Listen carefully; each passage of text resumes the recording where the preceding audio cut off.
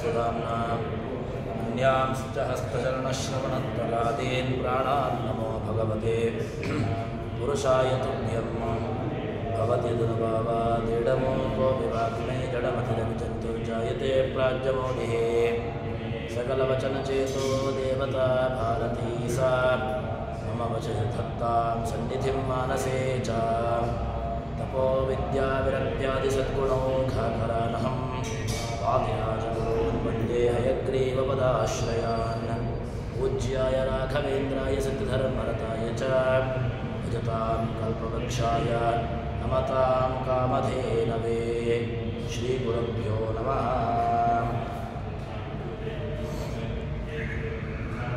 ಭಗವಂತನ ವಿಷ್ಣು ನಾಮದ ಮಹಿಮೆ, ಅದೇ ರೀತಿಯಾಗಿ ಅದರಲ್ಲಿರತಕ್ಕಂತಹ ಎಲ್ಲ ಲೌಕಿಕ ವೈದಿಕ ಎಲ್ಲ ವರ್ಣಗಳು ಕೂಡ ಅದು ಭಗವತ್ ಪ್ರತಿಪಾದಕ ಎಂಬುದಾಗಿ ಉಪನಿಷತ್ತು ಹೇಳಿತು. ಅದನ್ನು ತಿಳಿಸಿದೂ ಕೊಟ್ಟಿತು. ಅದಾದ ಮೇಲೆ ಮುಂದೆ ಉಪನಿಷತ್ತು ವರ್ಣದ್ವಯಂ ವಿಕಾರಂಚ ಶಕಾರಂ ಕೇಚಿದಬ್ರುವನ್ ಶಕಾರಂ ಮಧ್ಯಮತ್ರೈವ ನಕಾರಂ ಕೇಚಿದಬ್ರಂ ಹೇಳಿಕೊಂಡು ಆ ವರ್ಣಗಳ ಅದರಲ್ಲಿರ್ತಕ್ಕಂತಹ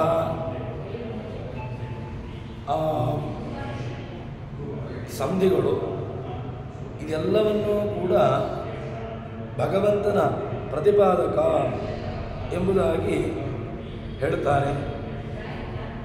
ಅದಾದ ಮೇಲೆ ಮುಂದೆ ಉಪನಿಷತ್ತು ಆಕಾಶ ಸಂಹಿತೇತಿ ಅಸ್ಯ ಮಾಕ್ಷೌರ್ಯೋ ವೇದಯಾನ್ ಚಕ್ರೇ, ಆ ಆಕಾಶದಲ್ಲಿರತಕ್ಕಂತಹ ಆಕಾಶನಾಮಕರಾಗಿರತಕ್ಕಂತಹ ಭಗವಂತ ಈ ವರ್ಣ ವಿ ಶ ನ ಈ ವರ್ಣದ್ವಯದ ಸಂಧಿ ಪ್ರತಿಪಾದ್ಯ ಹಾಗೂ ಸಂಧಿಯಲ್ಲಿ ಇದ್ದುಕೊಂಡು ಸಂಹಿತಾ ನಾಮಕ ಎಲ್ಲ ರೀತಿಯಾಗಿರ್ತಕ್ಕಂಥವನು ಎಂಬುದನ್ನು ಉಪನಿಷತ್ತು ತಿಳಿಸುತ್ತದೆ. ಇದಾದ ಮೇಲೆ ಆಕಾಶನಾಮಕನಾಗಿರ್ತಕ್ಕಂತಹ ಆಕಾಶಾಭಿಮಾನಿಯಾಗಿರ್ತಕ್ಕಂತಹ ಆಕಾಶ ತತ್ವಾಭಿಮಾನಿ ಮಹಾಗಣಪತಿಯೇ ನಮಃ ಅಂತ ಈ ಆಕಾಶ ತತ್ವದ ಅಭಿಮಾನಿಯಾಗಿರ್ತಕ್ಕಂಥವನು ಭಗವಂತ. ಅವನು ಉಪಾಸನೆ ಮಾಡತಕ್ಕಂಥವನು. ಅದಾದ ಮೇಲೆ ಈ ಎಲ್ಲ ಉಪನಿಷತ್ತು ಅದರಲ್ಲಿರತಕ್ಕಂತಹ ವರ್ಣಗಳು ಇದೆಲ್ಲವೂ ಕೂಡ ಭಗವಂತನ ಪ್ರತಿಪಾದ್ಯ ಎಂಬುದನ್ನು ಚೆನ್ನಾಗಿ ತಿಳಿಸಿಕೊಡ್ತದೆ. ಮುಂದೆ ಉಪನಿಷತ್ತು ಉಪಾಸನೆ ಅದರಲ್ಲಿರತಕ್ಕಂತಹ ಬಗ್ಗೆ ಚೆನ್ನಾಗಿ ತಿಳಿಸಿಕೊಡ್ತದೆ. ಇನ್ನು ಮುಂದೆ ಆ ದೇಹ ಅದು ಭಗವಂತನ ರಥ ಅಂತ ಹೇಳ್ತಾರೆ. ಹೇಗೆ ಅಂತ ಕೇಳಿದರೆ ಸಯೇಷ ಅಶ್ವರಥ ವೃಷ್ಟಿವಾಹನ ಮನೋವಾಕ್ಯ ಪ್ರೇಣ ಸಂಹತಂ ಸ ಏವ ಮೀತಾಂ ಸಂಹಿತಾಂ ವೇದ ಸಂಧೀಯತೆ ಪ್ರಜಯಾ ಪಶುಭಿಃ ಯಶಸಾ ಬ್ರಹ್ಮವರ್ಚಸೇನ ಸ್ವರ್ಗೇಣ ಲೋಕೇನ ಸರ್ವಮಾಯುರೀತಿ ಮಾಂಡೂಕೇಯಾನ. ಉಪನಿಷತ್ತು ಆ ದೇಹದ ಬಗ್ಗೆ ತಿಳಿಸಿಕೊಡ್ತದೆ. ಹೇಗೆ ಅಂತಂದರೆ ಏಷಃ ಅಶ್ವರಥಃ, ಈ ದೇಹ ಇದೊಂದು ರೀತಿಯಾಗಿ ಅಶ್ವ ಕುದುರೆಗಳಿಂದಾಗಿ ಒಯ್ಯಲ್ಪಡತಕ್ಕಂತಹದ್ದು. ಯಾವುದು ಕುದುರೆಗಳು? ಕುದುರೆಗಳ ಸ್ಥಾನದಲ್ಲಿ ಯಾವುದಿದೆ ಅಂತಂದರೆ ಅದು ಇಂದ್ರಿಯಗಳು. ಇಂದ್ರಿಯಾಣಿ ಹಯಾನ್ಯಾಹೋ ಅಂತ ಹೇಳ್ತಾರೆ. ಇಂದ್ರಿಯಗಳು ಅಶ್ವಸ್ಥಾನೀಯವಾಗಿ ಇರುವಂತಹದ್ದು. ಈ ಅದರಿಂದ ಎಳೆಯಲ್ಪಡತಕ್ಕಂತಹದ್ದು. ಈ ಜಿಜ್ಞಾಸುಗಳಿಗೆ ಉಪದೇಶಕನಾಗಿರತಕ್ಕಂತಹ ಭಗವಂತನಿಗೆ ವಾಹನ ರೂಪದಲ್ಲಿ ಉಪದೇಶ ಮಾಡುವುದರಲ್ಲಿ ಉಪಯುಕ್ತವಾಗಿರತಕ್ಕಂತಹ ಮನಸ್ಸು, ವಾಗೀಂದ್ರಿಯ ಮತ್ತು ಪ್ರಾಣ, ಇದು ಈ ಅರ್ಥದಲ್ಲಿ ಅತೀ ಮುಖ್ಯವಾಗಿರುವಂತಹದ್ದು. ಮನೋ, ವಾಕ್, ಅದೇ ರೀತಿಯಾಗಿ ಎಲ್ಲವೂ ಕೂಡ ಜೊತೆಗಿರುವಂತಹದ್ದು. ನಿನ್ನೆ ನೋಡಿದೆವು, ಮನಸ್ಸಿಗೂ ವಾಕಿಗೂ ಎಲ್ಲದಕ್ಕೂ ಕೂಡ ಪರಸ್ಪರ ಸಂಬಂಧ ಬೇಕು. ಮನಸ್ಸಿಗೂ ವಾಗೀಂದ್ರಿಯಕ್ಕೂ ಸಂಬಂಧ ಇಲ್ಲ ಅಂತಾದರೆ ಯಾವ ರೀತಿಯಾಗಿರತಕ್ಕಂತಹ ಕ್ರಿಯೆಗಳು ಯಾವುದೂ ಆಗಲಿಕ್ಕೆ ಸಾಧ್ಯವೇ ಇಲ್ಲ. ಅದಕ್ಕೋಸ್ಕರ ಎಲ್ಲ ಇಂದ್ರಿಯಗಳಿಗೆ ಅಧಿಪತಿಯಾಗಿ ಮನೋ, ಅದೇ ರೀತಿಯಾಗಿ ವಾಗೀಂದ್ರಿಯ ಇದು ಸರಿಯಾಗಿ ತನ್ನ ಕಾರ್ಯವನ್ನು ಮಾಡಬೇಕು. ಮತ್ತು ಈ ದೇಹ ಇದರಿಂದ, ಈ ಮನೋ, ವಾಗೀಂದ್ರಿಯ, ಪ್ರಾಣ ಇದರಿಂದ ಕೂಡಿರುವಂತಹದ್ದು.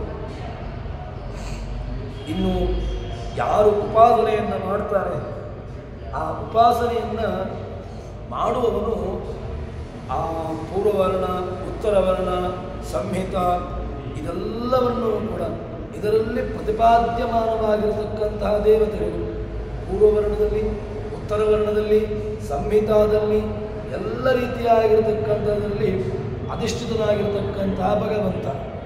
ಅದನ್ನು ಪೂರ್ವವರ್ಣ ಹೇಗೆ ಅಂತ ಕೇಳಿದಾಗ ವಾಗ್ನಾಮಕನಾಗಿರ್ತಕ್ಕಂತಹ ವಾಮನ ರೂಪ ಅದು ಪೂರ್ವವರ್ಣ ಪ್ರತಿಪಾದ್ಯ.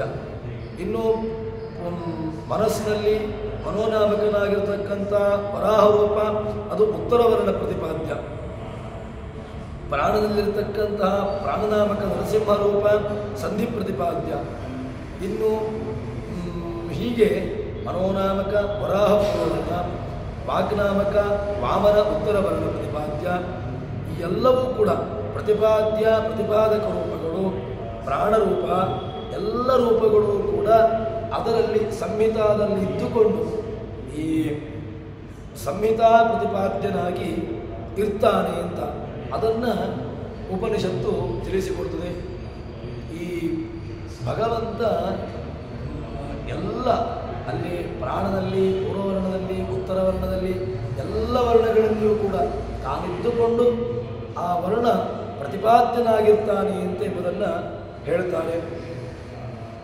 ಅದಾದ ಮೇಲೆ ಮುಂದೆ ಉಪನಿಷತ್ತು ಏನು ಹೇಳ್ತದೆ ಅಂತಂದರೆ, ಆ ಮನೋ, ವಾಕ್, ಪ್ರಾಣ ಇತ್ಯಾದಿ ರೂಪಗಳಿಂದಾಗಿ ಆ ದೇಹ ಕೂಡಿರುತ್ತದೆ, ಅರ್ಥ ಕೂಡಿರುವಂತಹದ್ದು. ಅದರಲ್ಲಿ ಪೂರ್ವವರ್ಣ, ಉತ್ತರವರ್ಣ, ಸಂಹಿತ ಇದನ್ನು ಸರಿಯಾಗಿ ತಿಳ್ಕೊಂಡು ಉಪಾಸನೆಯನ್ನು ಮಾಡುವುದು. ಉಪಾಸನೆಯನ್ನು ಮಾಡಲಿಕ್ಕೆ ಕಷ್ಟ, ಅದನ್ನು ಯಥಾರ್ಥವಾಗಿ ತಿಳಿಯಬೇಕು. ಇದೆಲ್ಲ ವರ್ಣಗಳಿಂದಾಗಿ ಪ್ರತಿಪಾದ್ಯನಾಗಿದ್ದಾನೆ ಭಗವಂತ. ಇದನ್ನು ಯಾರು ತಿಳ್ಕೊಳ್ತಾನೆ, ಅಂತಹ ತಿಳ್ಕೊಂಡಿರತಕ್ಕಂಥವನು ಅದನ್ನು ತಿಳ್ಕೊಂಡು ಆ ಮಾರ್ಗದಲ್ಲಿ ಉಪಾಸನೆಯನ್ನು ಮಾಡತಕ್ಕಂಥವನು ಅವನಿಗೆ ಏನಾಗ್ತದೆ ಅಂತಂದರೆ ಜ್ಞಾನದ ಜೊತೆಗೆ ವೇದ, ಕೀರ್ತಿ ಇದು ಎಲ್ಲವೂ ಲಭಿಸಿದೆ. ಬ್ರಹ್ಮವರ್ಚ ಸರ್ವಮಾಯುರೇತಿ ಬ್ರಹ್ಮವರ್ಚಸೇನ ಪಶುಭಿ ಯಶಸ ಬ್ರಹ್ಮವರ್ಚಸೇನ, ಬ್ರಹ್ಮವರ್ಚಸ್ಸು ಮತ್ತು ಸಂಪತ್ತು, ಕೀರ್ತಿ ಎಲ್ಲವೂ ಕೂಡ ಲಭಿಸ್ತದೆ. ಇದೆಲ್ಲವೂ ಲಭಿಸಿದ ಮೇಲೆ ಅವನು ಭಗವದ್ ಅನುಗ್ರಹಕ್ಕೆ ಪಾತ್ರನಾಗಿ ತಾನು ತನ್ನ ಜೀವನವನ್ನು ನಡೆಸಿಕೊಂಡು ಹೋಗ್ತಾನೆ ಎಂಬುದಾಗಿ ಹೇಳ್ತಾರೆ. ಅದಕ್ಕೋಸ್ಕರ ಇದನ್ನು ಪಾಂಡೂಕೇಯರು ಉಪನಿಷತ್ ಇದನ್ನು ಅವರು ಚಿಂತನೆ ಮಾಡಿಕೊಂಡು ಹೋಗಿರತಕ್ಕಂತಹ ಒಂದು ವಿಧಾನ. ಈ ರೀತಿಯಾಗಿ ತಾವು ಅದನ್ನು ಸರಿಯಾಗಿ ತಿಳ್ಕೊಂಡು ತನ್ಮೂಲಕವಾಗಿ ಅದನ್ನು ಉಪಾಸನೆ ಮಾಡಿಕೊಂಡು ಹೋಗಿರತಕ್ಕಂತಹದ್ದು. ಹೇಳ್ತಾರೆ, ಅದನ್ನು ಭಾಷೆಯಲ್ಲಿಯೂ ಕೂಡ ಹಿಂದೆ ಏನು ಉಪಾಸನೆಯಲ್ಲಿ ಅಥವಾ ಉಪನಿಷತ್ತಿನಲ್ಲಿ ಏನು ಹೇಳಿದ್ದಾರೆ ಅದನ್ನು ಭಾಷ್ಯಕಾರರು ಕೂಡ ಬೇರೆ ಕಡೆ ಇರತಕ್ಕಂತಹ ವಿಚಾರವನ್ನು ಅದನ್ನು ಇಲ್ಲಿ ವಿಶದಪಡಿಸ್ತಾರೆ, ವ್ಯಕ್ತಪಡಿಸ್ತಾರೆ. ವಿಷ್ಣುಸ್ತಸ್ಯ ರಥೋದೇಹ ಇಂದ್ರಿಯಾಶ್ಚ ಪ್ರಕೀರ್ತಿತಃ. ಇಂದ್ರಿಯಗಳು ಕೂಡ ವಿಷ್ಣು ಮನಸ್ಸು ಮುಂತಾದವುಗಳನ್ನಿಟ್ಟುಕೊಂಡು ತಾನು ಮನಸ್ಸು, ವಾಕ್, ಪ್ರಾಣ ಈ ಎಲ್ಲ ನಾಮಧೇಯಗಳಿಂದಾಗಿ ವಾಚ್ಯನಾಗಿದ್ದಾನೆ. ಮತ್ತು ಇಂದ್ರಿಯಗಳೆಂಬಂತಹ ಕುದುರೆಗಳಿಂದ ಕೂಡಿರತಕ್ಕಂತಹ ಈ ದೇಹ ಅದು ಭಗವಂತನಿಗೆ ರಥ. ಈ ದೇಹ ಅದು ಭಗವಂತನಿಗೆ ರಥಸ್ಥಾನೀಯವಾಗಿರತಕ್ಕಂತಹದ್ದು. ಇದರಲ್ಲಿ ಭಗವಂತನನ್ನು ಹೃದಯದಲ್ಲಿ, ಎದೆಯಲ್ಲಿ ದೇವರನ್ನು ನಾವು ಪ್ರತಿಷ್ಠಾಪನೆ ಮಾಡಬೇಕು. ಈ ಹೃದಯದ ಗುಹೆ, ಅದರಲ್ಲಿ ಯಾರು ಅಧಿಷ್ಠಿತನಾಗಬೇಕು ಅಂತಂದರೆ ಅದರಲ್ಲಿ ಅಧಿಷ್ಠಿತನಾಗಿರತಕ್ಕಂತಹ ಭಗವಂತ ರಾಮ, ಕೃಷ್ಣಾದಿ ರೂಪಗಳನ್ನು ಈ ದೇಹದಲ್ಲಿ ನಾವು ನಿತ್ಯದಲ್ಲೂ ಕೂಡ ಉಪಾಸನೆ ಮಾಡಬೇಕು. ರಾಮಕೃಷ್ಣಾದಿ ರೂಪಗಳನ್ನು ಈ ದೇಹದಲ್ಲಿ ಇರಿಸಿದೆವು ಅಂತಾದರೆ, ಅದನ್ನು ಚಿಂತನೆ ಮಾಡಿದೆವು ಅಂತಾದರೆ ಆವಾಗ ಈ ದೇಹ ಅದೊಂದು ರಥ ಅಂತ ಅನಿಸಿಕೊಳ್ತದೆ. ಅದು ರಥವಾಗಿ ಅನಿಸಿಕೊಂಡು ಅದು ಯಾವುದಕ್ಕೆ ಪೂರಕವಾಗಿದೆ ಅಂತಂದರೆ ಅದನ್ನು ಹೇಳ್ತಾರೆ. ಭಗವಂತ ಕುದುರೆಗಳಿಂದ, ಇಂದ್ರಿಯಗಳಿಂದ, ಕುದುರೆಗಳಿಂದ ಕೂಡಿರತಕ್ಕಂತಹದ್ದು.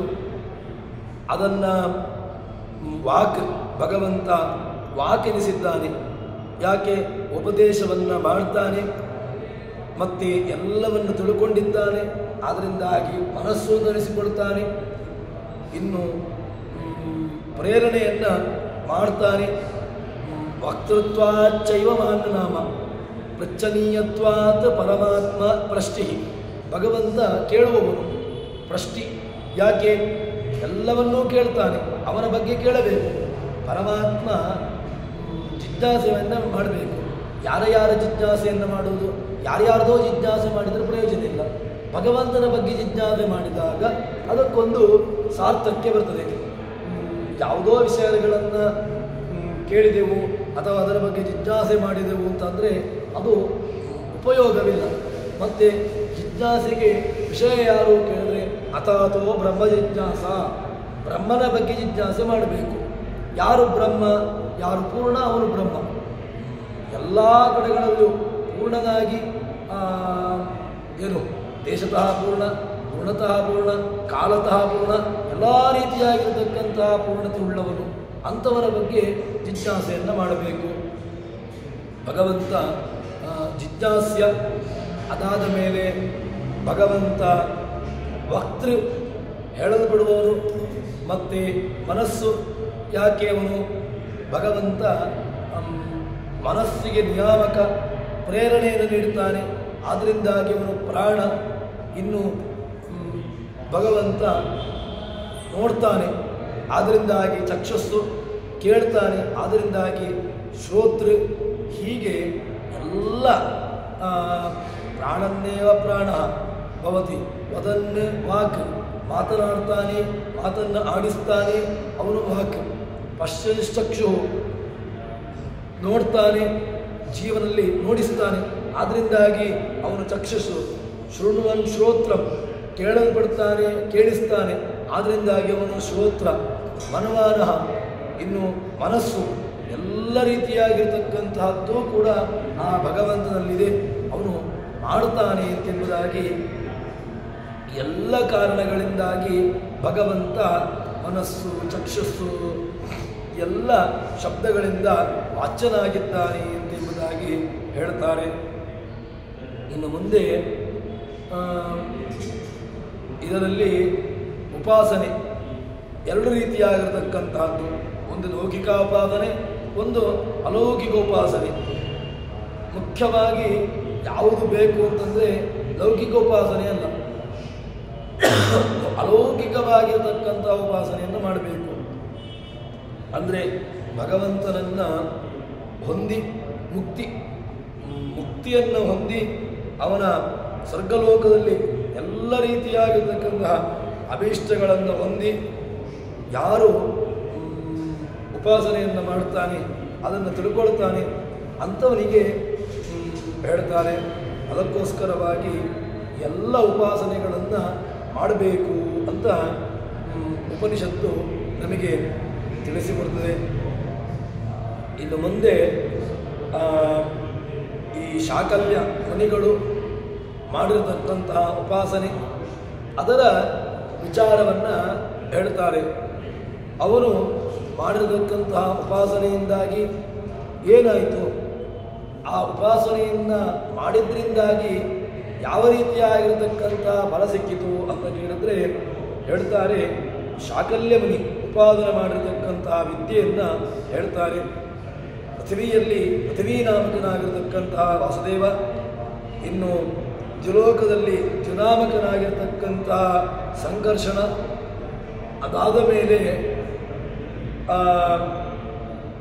ವೃಷ್ಟಿನಾಮಕ ಪ್ರದ್ಯುಮ್ನ, ಇನ್ನು ಮೋಡದಲ್ಲಿ ಪರ್ಜನ್ಯ ನಾಮಕನಾಗಿರತಕ್ಕಂತಹ ಅನಿರುದ್ಧ, ಇನ್ನು ಸಂಧಾತೃ ತರಿಸಿಕೊಳ್ತಾನೆ.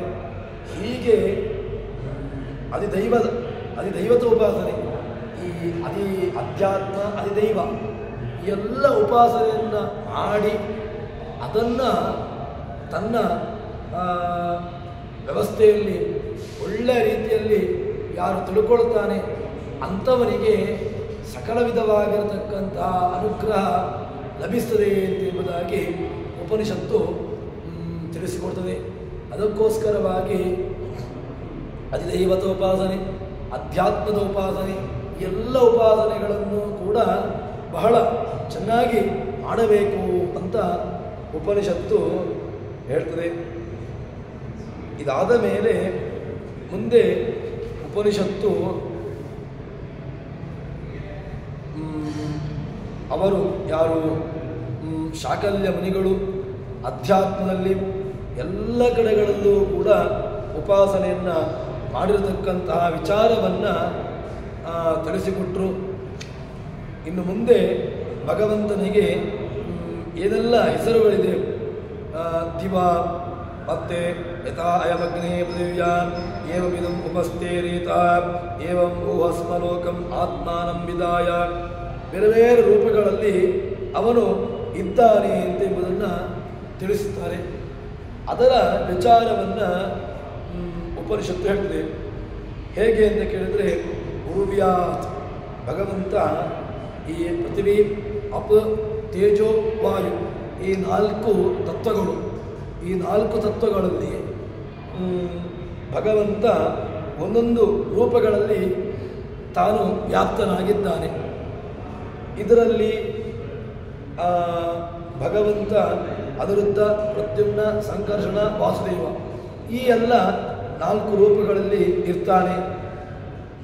ಇನ್ನು ವಾಯುವಾಗಿ ಬೇರೆ ಬೇರೆ, ಮತ್ತು ಆಕಾಶದಲ್ಲಿ ಆಕಾಶಾಭಿಮಾನಿಯಾಗಿ ವಿನಾಯಕ, ಇನ್ನು ಪ್ರಾಣದಲ್ಲಿ ವಾಯು ಅಭಿಮಾನಿಯಾಗಿ ವಾಯುನಾಮಕನಾಗಿ, ಇನ್ನು ಚಕ್ಷುಸ್ಸು, ಹೃದಯ, ರೇತಸ್ಸು, ಸೂರ್ಯ, ವಿದ್ಯುತ್, ಅಗ್ನಿಗಳ ಸನ್ನಿಧಾನ, ಹೀಗೆ ಕಪಿಲನಾಮಕ, ಹಂಸ, ಪರಶುರಾಮ ಎಲ್ಲ ರೂಪಗಳು ಒಂದೊಂದು ಭಗವಂತನ ಒಂದೊಂದು ರೂಪಗಳು.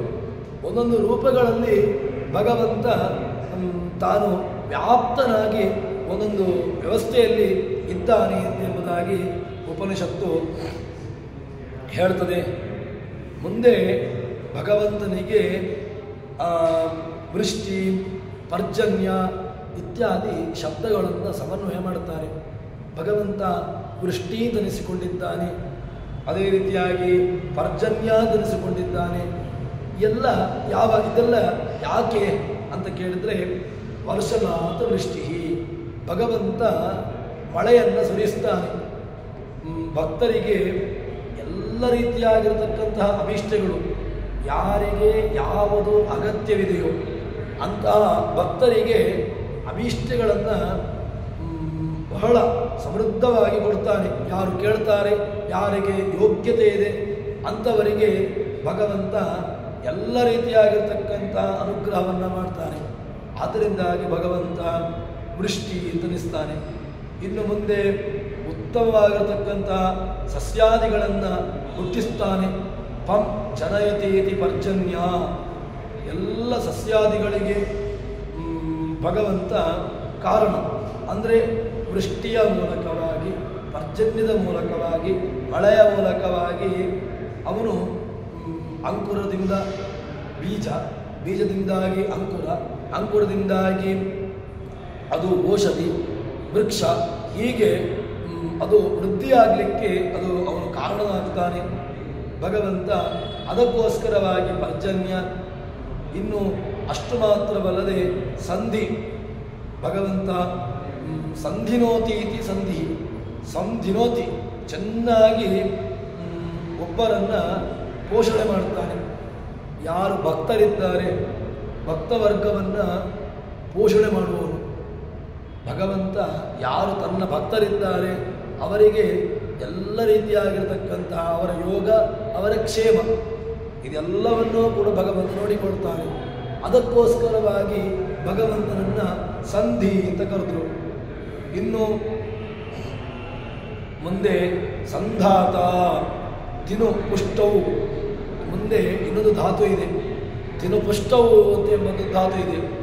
ಆ ಧಾತುವಿನ ಪ್ರಕಾರವಾಗಿ ಭಗವಂತ ಸಮ್ಯಕ್ ಧಾರಣಾತ್, ಇನ್ನು ಸಂಧಾತ ಏನು ಸಮ್ಯಕ್ ಧಾರಣಾತ್, ಎಲ್ಲರನ್ನೂ ಕೂಡ ಧಾರಣೆ ಮಾಡ್ತಾನೆ. ಧಾರಣೆ ಜಗತ್ತಿನ ಎಲ್ಲ ಲೋಕಗಳು, ಯಾವುದೆಲ್ಲ ಲೋಕಗಳಿದೆಯೋ ಆ ಎಲ್ಲ ಲೋಕಗಳಿಗೂ ಕೂಡ ಭಗವಂತ ಸಂಧಾತೃ, ಅದನ್ನು ಧಾರಣೆ ಮಾಡ್ತಾನೆ. ಆದ್ದರಿಂದಾಗಿ ಭಗವಂತ ಸಂಧಾತ ಅನ್ನಿಸಿಕೊಳ್ತಾನೆ.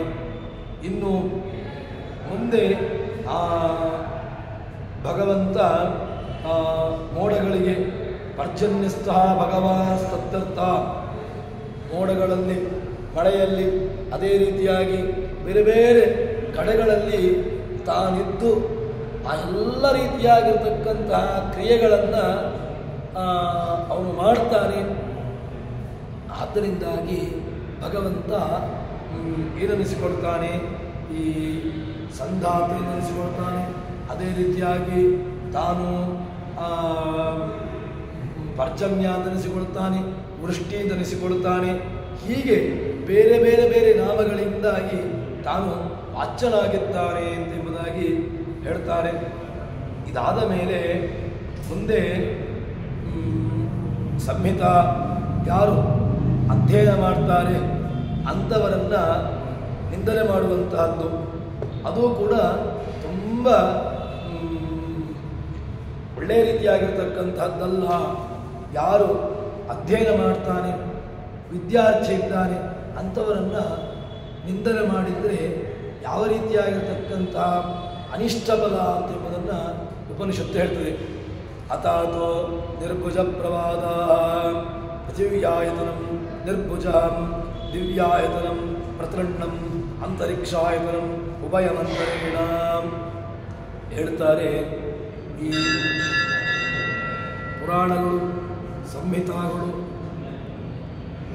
ಇದರ ಅಧ್ಯಯನವನ್ನು ಯಾರು ಮಾಡ್ತಾನೆ, ಯಾರು ಶಾಸ್ತ್ರದ ಅಧ್ಯಯನದಲ್ಲಿ ನಿರತನಾಗಿದ್ದಾನೆ, ಅಥವಾ ಯಾರು ಶಾಸ್ತ್ರಾಧ್ಯಯನವನ್ನು ಮಾಡಿದ್ದಾನೆ, ಆ ಶಾಸ್ತ್ರಾಧ್ಯಯನದ ಮಾಡಿರತಕ್ಕಂಥವನ ನಿಂದೆ ಅಥವಾ ಅವನಿಗೆ ಮಾಡಿರತಕ್ಕಂತಹ ಒಂದು ಅಪಹಾಸ್ಯಾದಿಗಳು ಅಥವಾ ಅವನಿಗೆ ಮಾಡತಕ್ಕಂತಹ ಇನ್ನಿತರವಾಗಿರತಕ್ಕಂತಹ ಏನೋ ನಿಂದನೆ, ಇದರಿಂದಾಗಿ ಏನಾಗ್ತದೆ ಅಂತಂದರೆ ಅದು ಮಾಡಬಾರ್ದು. ಯಾಕೆ? ಭಗವಂತನ ಜ್ಞಾನಿಗಳ ಭಗವಂತನ ನಿಂದನೆಯನ್ನು ಮಾಡಿದರೆ ಯಾವ ರೀತಿಯಾಗಿರತಕ್ಕಂಥ ಅಂಧಂತಮಸ್ಸಾದಿಗಳು ಸಿಗ್ತದೋ ಅಥವಾ ಆಗ್ತದೋ, ಅದೇ ರೀತಿಯಾಗಿ ಭಗವಜ್ಞಾನಿಗಳ ಮುಂದೆ ಅಥವಾ ಭಗವಂತನ ಜ್ಞಾನದಲ್ಲಿ ನಿರತನಾಗಿರ್ತಕ್ಕಂಥವನ, ಜ್ಞಾನವನ್ನು ಪಡ್ಕೊಳ್ಳಿಕ್ಕೋಸ್ಕರವಾಗಿ ನಿರತನಾಗಿರ್ತಕ್ಕಂಥವನು ಅಂಥವನ ನಿಂದನೆ ಮಾಡಿದರೂ ಕೂಡ ಅವನಿಗೆ ಒಳ್ಳೆಯದಲ್ಲ ಅಂತ ಹೇಳ್ತಾರೆ. ಯಾಕೆ ಅಂತಂದರೆ ಅದನ್ನು ಸಂಹಿತ ಒಂದು ಉಪನಿಷತ್ತು ಹೇಳ್ತದೆ. ಏನು ಅಂತಂದರೆ ಸ್ವರ್ಗದಲ್ಲಿ ಅಥವಾ ದೇವತಾ ನಿಂದೆ ಸಂಹಿತಾಧ್ಯಯನ ಮಾಡುವವನು ಅವನನ್ನು ನಿತ್ಯ ಸಂಸಾರ ಯೋಗ್ಯದಾನವನು ಅವನು ನಿಂದನೆ ಮಾಡಿದ ಅಂತಾದರೆ ನೀನು ಒಳ್ಳೆಯ ಭೂಮ್ಯಂತರಿಕ್ಷ ಒಳ್ಳೆಯ ಲೋಕದಿಂದ ಹೋಗಬೇಕು ಅಂತಿದ್ದರೆ ಅಥವಾ ಅಂಥವನಿಗೆ ಏನಾಗ್ತದೆ ಅಂತ ಹೇಳಿದರೆ ಅವನಿಗೆ ಅದೋ ಲೋಕಾದಿಗಳು ಅಥವಾ ಯಾವುದೋ ಕೆಟ್ಟ ಕೆಟ್ಟ ಲೋಕಾದಿಗಳು ಅವನಿಗೆ ಆಗ್ತದೆ. ಅದಕ್ಕೋಸ್ಕರವಾಗಿ ಸಂಹಿತಾದಿ ಅಧ್ಯಯನ ಮಾಡುವವನನ್ನು ನಿಂದನೆ ಮಾಡಬಾರ್ದು. ಇನ್ನು ಪದಾಧ್ಯಯನ ಮಾಡುವವನನ್ನು ನಿಂದನೆ ಮಾಡಿದರೆ ಅವನಿಗೆ ಅಂತರಿಕ್ಷ ಸ್ವರ್ಗದಿಂದಾಗಿ ಚ್ಯುತನಾಗ್ತಾನೆ. ಇನ್ನು ಕ್ರಮಾಧ್ಯಯನ ಮಾಡುವವನು ಅವನು ನಿಂದನೆ ಮಾಡಿದರೆ ಅಂಥವನಿಗೆ ನಿಂದನೆ ಮಾಡಲೇಬಾರ್ದು. ಯಾರು ಜ್ಞಾನದಲ್ಲಿ ವೇದಾಧ್ಯಯನದಲ್ಲಿ ಸಂಹಿತ ಕ್ರಮ ಪದ ಇತ್ಯಾದಿಗಳಲ್ಲಿ ನಿರತನಾಗಿರುತ್ತಾನೆ ಅಂಥವರನ್ನು ಯಾವ ಕಾಲಕ್ಕೂ ಕೂಡ ಒಟ್ಟಿಗೆ ಜ್ಞಾನಿಗಳ ನಿಂದನೆಯನ್ನು ಮಾಡಬಾರ್ದು. ಜ್ಞಾನಿಗಳ ನಿಂದನೆಯನ್ನು ಮಾಡಿದರೆ ಅದರಿಂದ ತುಂಬ ಅನಿಷ್ಟವಾಗ್ತದೆ ಎಂಬುದಾಗಿ ಹೇಳ್ತಾರೆ. ಯಾಕೆ ಅಂತಂದರೆ ಅದನ್ನು ಉಪನಿಷತ್ತು ಕೂಡ ವೇದಾಧ್ಯಯನಕ್ಕೆ ತುಂಬ ಮಹತ್ವವನ್ನು ನೀಡಿದೆ. ವೇದಕ್ಕೆ ಇರತಕ್ಕಂತಹ ಮಹತ್ವನೇ ಅಂಥದ್ದು. ಪದಪಾಠ, ಕ್ರಮಪಾಠ, ಅದೇ ರೀತಿಯಾಗಿ ಸಂಹಿತಾ ಪಾಠ ಈ ಎಲ್ಲವನ್ನೂ ಕೂಡ ಮಾಡಬೇಕು. ಸಂಹಿತಾ ದೇವತೆ ವರಾಹ, ಅವನು ಪರದೇವತೆ. ಇನ್ನು ಕ್ರಮದೇವತೆ ಅಂತರಿಕ್ಷದಲ್ಲಿರತಕ್ಕಂತಹ ನರಸಿಂಹ. ಇನ್ನು ಇದನ್ನು ಸರಿಯಾಗಿ ತಿಳ್ಕೊಂಡು ಯಾರು ಅಧ್ಯಯನದ ತೊಡಗಿರ್ತಾರೆ ಅಂಥವರನ್ನು ನಿಂದನೆ ಮಾಡಿದರೆ ಅವನು ನಿತ್ಯ ಸಂಸಾರಿ, ಕೆಳಗೆ ಹೋಗಿಬಿಡ್ತಾನೆ. ಇನ್ನು ನರಕಾದಿ ಅನರ್ಥವನ್ನು ಅನುಭವಿಸ್ತಾನೆ. ಇನ್ನು ಪದಾಧ್ಯಯನ ಮಾಡುವ ನಿಂದನೆ ಮಾಡಿದರೆ ಅಂಥವನಿಗೆ ಅಂತರಿಕ್ಷ ಸ್ವರ್ಗಲೋಕದಿಂದಾಗಿ ವಂಚಿತನಾಗ್ತಾನೆ. ಇನ್ನು ವೇದಾಧ್ಯಯನ ಮಾಡುವವನನ್ನು ನಿಂದನೆ ಮಾಡಲೇಬಾರ್ದು. ಸಂಹಿತಾಧ್ಯಯನ ಮಾಡುವವನನ್ನು ನಿಂದನೆ ಯಾವ ಕಾಲಕ್ಕೂ ಮಾಡಬಾರ್ದು. ಇನ್ನು ಬ್ರಾಹ್ಮಣ ಇತರ ನಿಂದಕನಾಗಿದ್ದರೆ ಅವನು ಅಧೋಲೋಕಕ್ಕೆ ನೇರವಾಗಿ ಅವನಿಗೆ ಮತ್ತೆ ಯಾವತ್ತೂ ಕೂಡ ಮೇಲಕ್ಕೆ ಬರದೇ ಇರತಕ್ಕಂತಹ ಲೋಕ, ಅದು ನಿತ್ಯ ನರಕ, ಅಂಧಂತಮಸ್ಸಿಗೆ ತಾನು ಹೋಗ್ತಾನೆ ಎಂಬುದಾಗಿ ಹೇಳ್ತಾನೆ. ಇಲ್ಲಿ ಬ್ರಹ್ಮಜ್ಞಾನಿ ಯಾರು ತಿಳ್ಕೊಳ್ಳಿಕ್ಕೆ ಅಂದರೆ ಭಗವಂತನನ್ನು ತಿಳ್ಕೊಳ್ಳಬೇಕು ಅಂತ ತನ್ನನ್ನು ತಾನು ತೊಡಗಿಸಿಕೊಂಡು ಅದರಲ್ಲಿ ನಿರತನಾದವನು ಎಂಬುದಾಗಿ ಇಲ್ಲಿಟ್ಟುಕೊಳ್ಳಬೇಕು. ಹೀಗೆ ಇದರಲ್ಲಿ ಸಂಹಿತ ಪದ ಕ್ರಮ, ಇದರಲ್ಲಿ ಸಂಹಿತೆಯನ್ನು ಕೂಡ ಪದ ಇದರ ಬಗ್ಗೆ ಪ್ರತ್ಯೇಕವಾಗಿ ಹೇಳ್ತಾರೆ. ಇಲ್ಲಿ ಭಂಜನ ಅಂತ ಹೇಳಿದ್ರೆ ಅದನ್ನು 2 ಶಬ್ದಗಳನ್ನು ವಿಭಾಗ ಮಾಡುವಂತಹದ್ದು. ಇನ್ನು ತೃಣಚ್ಛೇದನೆ ಅಂತ. ಇಲ್ಲಿ ಇನ್ನು ಕ್ರಮಗಳನ್ನು 2 ಪದಗಳ ನಡುವೆ ಎರಡನ್ನೂ ವ್ಯಾಪಿಸಿಕೊಂಡಿರತಕ್ಕಂತಹದ್ದು ಕ್ರಮ. ಅದಾದ ಮೇಲೆ ಒಳ್ಳೆಯ ಸಂಹಿತ, ಪದ, ಜಟ, ಶಿಖ, ರೇಖಾ, ಧ್ವಜ, ದಂಡ, ರಥ, ಗಣ ಹೀಗೆ ವೇದದಲ್ಲಿ ಇಷ್ಟೆಲ್ಲ ಪ್ರಭೇದಗಳಿದೆ. ವೇದಕ್ಕಿರತಕ್ಕಂತಹ ಮಹತ್ವನೇ ಅಂಥದ್ದು. ವೇದದಲ್ಲಿ ಪದಕ್ರಮ ಇದೆ, ಪಂಚಸಂಧಿ, ಜಟ, ಮಾಲ, ಶಿಖ, ರೇಖಾ, ಧ್ವಜ, ದಂಡ, ರಥ, ಘನ ಹೀಗೆ ಈ ವೇದಗಳ ಅಧ್ಯಯನದ ಕ್ರಮ.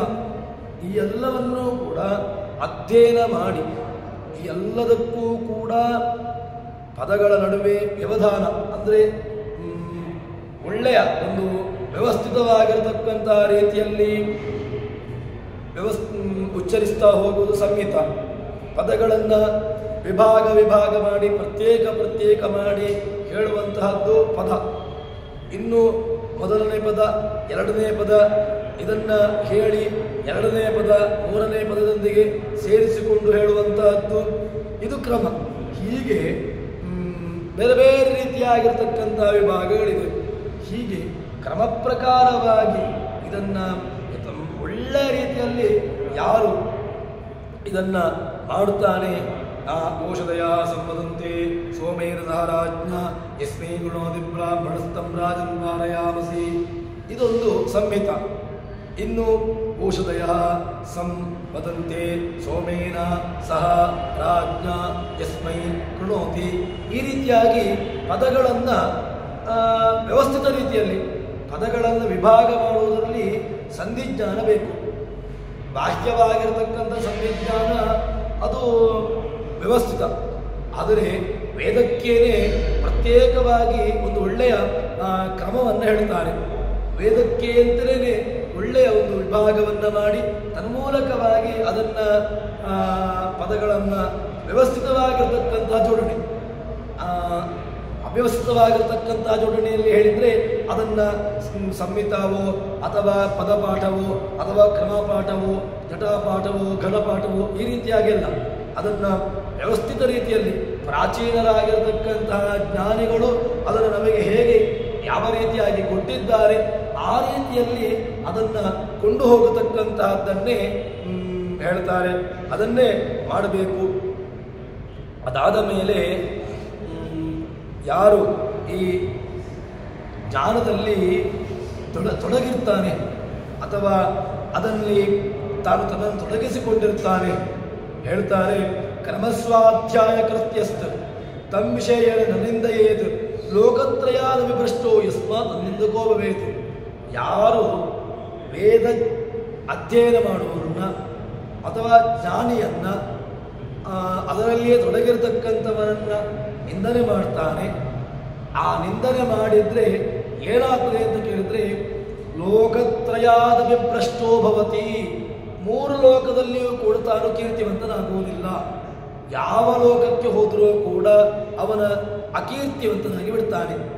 ಅದಕ್ಕೋಸ್ಕರವಾಗಿ ವೇದಕ್ಕಿರತಕ್ಕಂತಹ ಮಹತ್ವ ಅಂಥದ್ದು. ವೇದವನ್ನು ಯಾಕೆ ನಮಗೆ ಪ್ರಾಚೀನರು ಕೊಟ್ಟರು, ವೇದದ ವ್ಯವಸ್ಥೆಯನ್ನು ಯಾಕೆ ಒಪ್ಪಿಕೊಂಡ್ರು ಅಂತ ಕೇಳಿದ್ರೆ ವೇದಕ್ಕಿರತಕ್ಕಂತಹ ಮಹತ್ವ ಅಂಥದ್ದು. ವೇದ ಅಷ್ಟು ಮಹತ್ವವನ್ನು ಪಡ್ಕೊಳ್ಳಿಕ್ಕೆ ಕಾರಣ ಏನು ಅಂತ ಕೇಳಿದ್ರೆ ಎಲ್ಲ ನಿಯಮಗಳಿಂದ ವೇದಾಧ್ಯಯನಕ್ಕೆ ಇದೇ ರೀತಿಯಾಗಿರತಕ್ಕಂತಹ ನಿಯಮವನ್ನು ಮಾಡಲೇಬೇಕು, ಇದೇ ನಿಯಮವನ್ನು ಪರಿಪಾಲನೆ ಮಾಡಬೇಕು. ಇದು ಲೌಕಿಕ ವ್ಯವಸ್ಥೆಯಲ್ಲಿ ಹೇಳಲಿಕ್ಕೆ ಬರೋದೇ ಇಲ್ಲ. ಲೌಕಿಕ ಅಧ್ಯಯನಗಳಿಗೆ ಅದಕ್ಕೊಂದು ಬೇಕಾದರೂ ಕೂಡ ಈಗಿನ ವ್ಯವಸ್ಥೆಯಲ್ಲಿ ನಾವು ಹೇಳ್ಬೋದಷ್ಟೇ, ಈ ನಿಯಮವನ್ನು ಮಾಡಬೇಕು ಅಂತ. ಅದು ಕೃತಾಕೃತ, ಮಾಡಿದ್ರೂ ಮಾಡಿತು, ಮಾಡದೇ ಇದ್ರೂ ಯಾವ ಆಯಿತು. ಆದರೆ ವೇದಾಧ್ಯಯನವನ್ನು ಮಾಡುವವನು, ವೇದಾಧ್ಯಯನದಲ್ಲಿ ತೊಡಗಿರುವವನು, ವೇದಾಧ್ಯಯನಕ್ಕೆ ಆಸಕ್ತಿ ಇರುವವನು, ಅವನು ಯಾವತ್ತೂ ಕೂಡ ವೇದವನ್ನು ನಿಂದನೆ ಮಾಡಬಾರ್ದು. ವೇದ ಅಧ್ಯಯನ ಮಾಡತಕ್ಕಂಥ ಅವರನ್ನು ಜ್ಞಾನಿಗಳನ್ನು ನಿಂದನೆ ಮಾಡಬಾರ್ದು. ಮತ್ತು ಅದರಲ್ಲಿ ಮುಖ್ಯವಾಗಿ ಆಸಕ್ತಿ ಬೇಕು.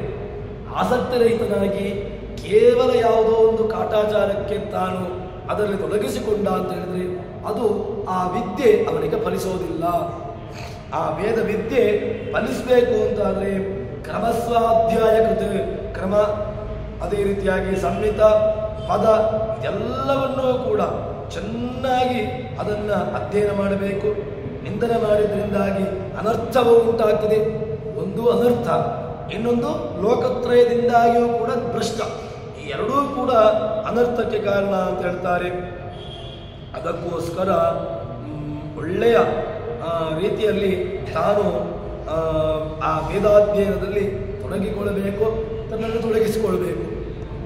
ಒಳ್ಳೆಯ ಜ್ಞಾನಿಗಳನ್ನು ತಾನು ಹುಡುಕಿ ತನ್ಮೂಲಕವಾಗಿ ಅದರಲ್ಲಿ ತನ್ನ ಪ್ರವೃತ್ತಿಯನ್ನು ಮಾಡಬೇಕು ಎಂಬುದಾಗಿ ಉಪನಿಷತ್ತುಕಾರರು ನಮಗೆ ವೇದಾಧ್ಯಯನದ ಬಗ್ಗೆ ತುಂಬ ಬೆಳಕನ್ನು ಚೆಲ್ತಾರೆ.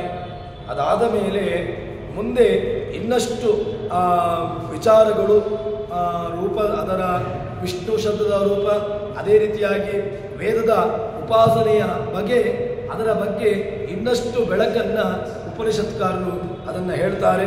ಅದನ್ನು ಮುಂದಕ್ಕೆ ಸೇರಿದಾಗ ನೋಡೋಣ ಅಂತ ಹೇಳುವಲ್ಲಿ ಹರಿಪ್ರಿಯತ ಶ್ರೀಕೃಷ್ಣ ಅರ್ಪಿತ ವಸ್ತು.